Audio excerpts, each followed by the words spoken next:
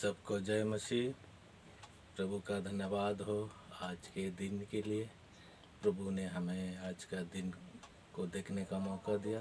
प्रभु को धन्यवाद देते हैं। आज हम लोग देखेंगे नए विषय पर। हम लोग देखेंगे उत्तम बलिदान के विषय पर। उत्तम बलिदान, प्रभु के पास हम लोग क्या बलिदान देंगे तो प्रभु प्रसन्न हो। इसमें इसका अगर हम लोग परिभाषा देखेंगे तो इसमें लिखा है बलिदान वह है जो परमेश्वर प्रसन्न हो। उत्तम बलिदान वह है जो परमेश्वर प्रसन्न हो। प्रभु का धन्यवाद हो। तो आइए हम लोग छोटा सा विनती करेंगे। धन्यवाद हो, तेरी महिमा हो, तेरी प्रशंसा हो प्रभु जी। आज के सुंदर दिन के लिए प्रभु जी धन्यवाद देते हैं। प्रभु जी नए विषय के साथ प्रभु जी हालेलुया यूट्यूब चैनल में प्रभु जी हम बैठे हैं। प्रभु जी जगत के छोर तक इसे प्रचार करने में, प्रसार करने में हमारी सहायता कर, मदद कर, क्योंकि तेरी आज्ञा है जगत के छोर तक प्रचार करने के लिए प्रभु यीशु। प्रभु जी हर एक रोग, बीमार, परेशानी, मुसीबत, विपरीत परिस्थिति जिनका है प्रभु जी उन सबों को चंगाई दे प्रभु जी, छुटकारा दे। यीशु के नाम से छुटकारा मिलने पाए। हालेलुया। इस विनती को यीशु के नाम से मांगते हैं, सुनर स्वर्ग में ग्रहण कर पिता, आमीन। हम लोग देखेंगे उत्तम बलिदान। मरकुस रचित सुसमाचार 12 अध्याय का 43 और 44 इस बात को हम लोग देखेंगे। तब उसने अपने चेलों के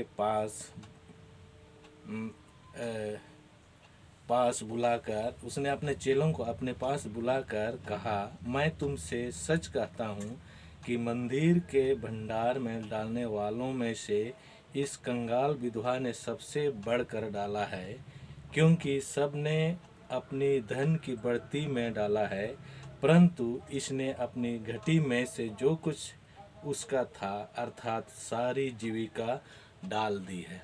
प्रभु का धन्यवाद हो। इसमें लिखा है एक विधवा स्त्री जो उनके जीवन में कोई भी नहीं था, उनके परिवार में कोई भी नहीं था, उनके पति भी मर चुके थे, उनके बच्चे भी नहीं थे, और उनका जो भी कमाई था, उनके घर में जितना भी संपत्ति था, उनके थैली में, उनके झोला में जितना भी पैसा था, वो सारा पैसा प्रभु के नाम से दे दिया। और उसमें से और भी दान देने वाले थे, वे लोग अपनी धन की बढ़ती में से दान दिया। प्रभु का धन्यवाद हो।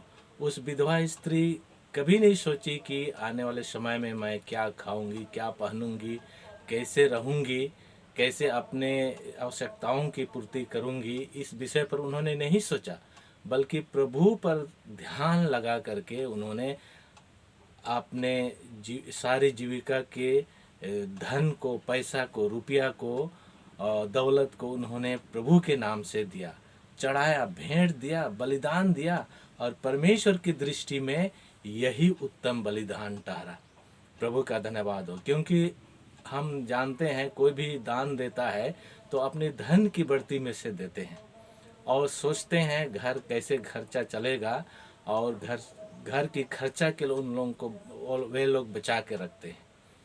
लेकिन जो प्रभु के नाम से देते हैं, घर का खर्चा को नहीं निकाल करके बल्कि जितना उनके पास है सबको देता है, तो वही परमेश्वर की दृष्टि में उत्तम बलिदान कहा जाता है। क्योंकि उस बलिदान के द्वारा घर में कुछ नहीं बचता है। उत्तम बलिदान के द्वारा जो विधवा स्त्री ने दिया, घर में कुछ नहीं बचा। उनके पास खाने के लिए नहीं, आटा, चावल, दाल, सब्जी, तेल, साबुन, ये सब नहीं है, फिर भी उन्होंने उसके विषय में चिंता नहीं किया। प्रभु का धन्यवाद हो। उनको सोचने का मौका नहीं मिला, सिर्फ प्रभु को ध्यान दिया, और प्रभु को ध्यान दे करके उन्होंने अपना बलिदान दिया। सारा जीविका, जो अपने जीवन में जो भी आवश्यकता होते उन सबको दरकिनार करके, प्रभु को आगे करके, अपने जीवन को प्रभु के नाम से समर्पित करके उन्होंने बलिदान दिया, जिसके कारण से परमेश्वर की दृष्टि में उत्तम बलिदान कहा गया है। और जो लोग अपने धन की बढ़ती में से दिया, वे अपने घर के खर्चे के लिए वे लोग बचा के रखे, और जो कुछ बढ़ती था उनको प्रभु के नाम से भेंट चढ़ाए। प्रभु का धन्यवाद हो। प्रभु की दृष्टि में ये भेंट उत्तम नहीं कहा जाता है, क्योंकि प्रभु जो चाहता है वो सबसे मनुष्यों के हृदय में जो बसा हुआ है, सब में जो बसा है और जो सबसे जो बसा है मनुष्यों के हृदय पर, वही देखता है।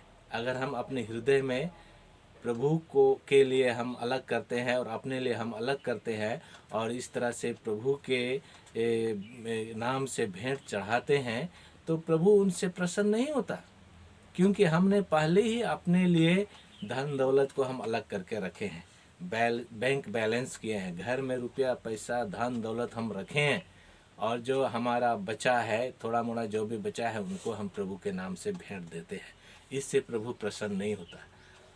उत्तम बलिदान से जो विधवा स्त्री ने दिया, वो स्त्री अपने आप को प्रभु के ऊपर समर्पित कर दिया। इस बात को दर्शाता है, इस भेंट से, उनकी बलिदान से ये दर्शाता है कि मैं प्रभु के लिए ही हूँ। मेरा कमाई, मेरा जीविका, मेरा जीवन, मेरा चाल चलन, मेरा बोली वचन प्रभु के लिए है। अगर प्रभु नहीं है तो मैं भी इस संसार पर नहीं हूँ। यही सोच के उस विधवा स्त्री ने भेंट दिया, बलिदान दिया। प्रभु का धन्यवाद हो। और हम लोग देखेंगे, और यहाँ पर लिखा है अपना बलिदान, हम लोग अपने बलिदान कैसे देंगे, इसके विषय पर प्रभु ने हमको सिखाया है। रोमियो 12 का 1 पद, वहाँ पर लिखा है, इसलिए हे भाइयों, मैं तुमसे परमेश्वर की दया स्मरण दिलाकर विनती करता हूँ कि अपने शरीरों को जीवित और पवित्र और परमेश्वर का भावता हुआ बलिदान करके चढ़ाओ, यही तुम्हारी आत्मिक सेवा है।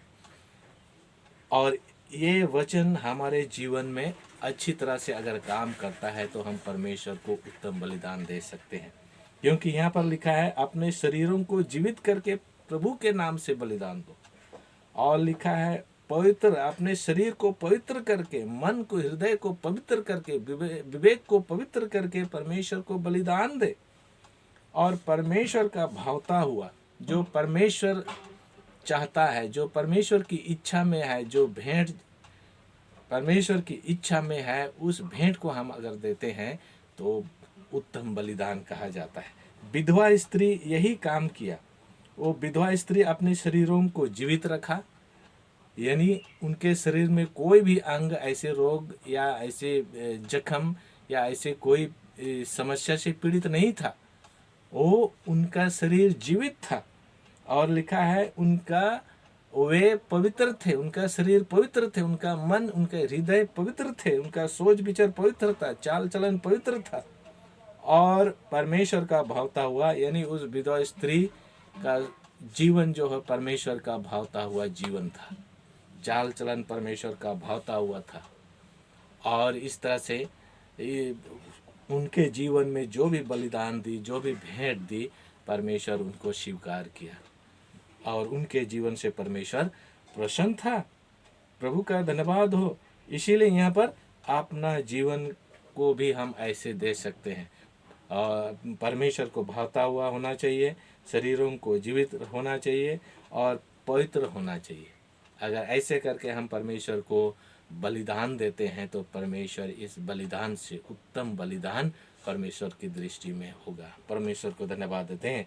इब्रानी की पुस्तक हम लोग देखेंगे 11 का 4 पद में, वहाँ पर लिखा है, विश्वास से ही हाबिल ने कैन से उत्तम बलिदान परमेश्वर के लिए चढ़ाया, और उसी के द्वारा धर्मी होने का गवाही भी दी गई, क्योंकि परमेश्वर ने उनकी भेंटों की गवाही दी, और उसी के द्वारा वह मरने पर भी अब तक बातें करता है। प्रभु का धन्यवाद हो। यहाँ पर लिखा है, विश्वास से ही हाबिल ने कैन से उत्तम बलिदान दिया। परमेश्वर को धन्यवाद देते हैं। हाबिल, वहाँ उत्पत्ति में हम लोग देखेंगे तो वहाँ पर लिखा है, हाबिल जो भी भेंट परमेश्वर के को देना चाहा, वो अपने भेड़ बकरियों में जो पहलौठा बच्चा था उनको चुन चुन करके, अच्छा बच्चों को, पहलौठों को चुन चुन करके परमेश्वर को के लिए भेंट चढ़ाए। और कैन जो भेंट चढ़ाया वो किसान था और अपनी भूमि की उपज में से, वहाँ पर लिखा है कुछ निकाल करके दिया, यानी कुछ, यानी इसमें से परमेश्वर के विषय पर उतना उन्होंने गहराई से नहीं सोचा कैन, जिसके कारण से परमेश्वर प्रसन्न नहीं हुआ। और हाबिल जो भी भेंट दिया वे उत्तम से उत्तम भेंट देने के लिए पहिलौठों को, भेड़ बकरियों की जो पौलेठे है उन सब को निकाल निकाल करके दिया, यानी प्रथम भाग जो भी भेड़ बकरी से पैदा हुआ बच्चा वो प्रथम जो पैदा हुआ उनको दिया, यानी पहला स्थान परमेश्वर को दिया उन्होंने। हाबिल जो पहला स्थान परमेश्वर को दिया, जिसके कारण से परमेश्वर उनकी भेंट को ग्रहण किया और हाबिल के जीवन से प्रसन्न हुआ। प्रभु का धन्यवाद हो। लेकिन कैन जो बलिदान दिया अपने भूमि के उपज में से, वो कुछ निकाल करके, ऐसे करके लिखा है बाइबल में, कुछ निकाला। इसका मतलब हम समझ सकते हैं कि उनमें से उन्होंने छांट करके नहीं दिया, बल्कि कुछ निकाला और जो अनचाहा मन से उनको दिया, और इस तरह से परमेश्वर उस भेंट को ग्रहण नहीं किया। प्रभु का धन्यवाद हो। इसीलिए भेंट के विषय पर या बलिदान के विषय पर उत्तम बलिदान देने के लिए हम परमेश्वर के योग्य देना चाहिए, और जिसके कारण से परमेश्वर हमारे भेंट को ग्रहण करे। आमीन।